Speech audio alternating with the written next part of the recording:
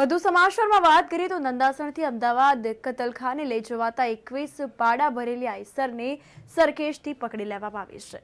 તો ડ્રાઈવર નાસી છૂટ્યો છે અને ક્લીનર ઝડપાઈ ગયો છે તેવું જાણવા મળ્યું।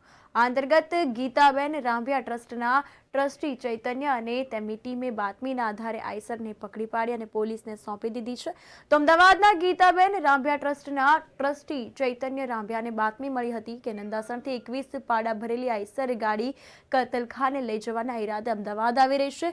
આથી સરખેજ ખાતે ચૈતન્ય રાંભિયા તથા તેમની ટીમે સરખેજ ખાતે વોચ ગોઠવી હતી। તે દરમિયાન એક શંકાસ્પદ ટ્રક નીકળતા તેને રોકવા માટે પ્રયત્ન કરવામાં આવ્યો। આ છતાં તેના ડ્રાઈવરે આઈસર ભગાવી મૂકી હતી। જોકે ટ્રાફિકમાં આઈસર ફસાઈ જતા ડ્રાઈવર આઈસરને મૂકીને નાસી છૂટ્યો હતો અને ક્લીનર ઝડપાઈ ગયો હતો।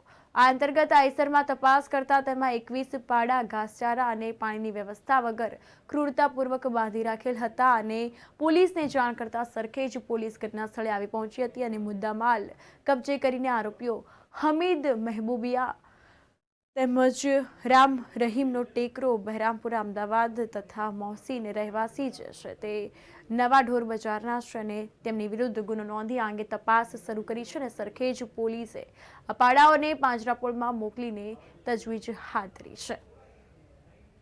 અમને સવારે બાતમી મળી હતી કે નંદાસણથી એક પાડા ભરીને આઈસર જાય છે, જેમાં 20 થી 21 જેવા પાડા છે જે કતલખાને લઈ જાય છે।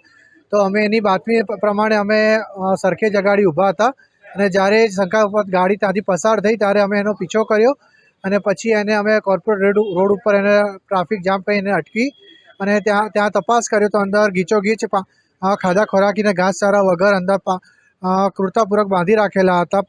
પાડા નંગ 21 હતા।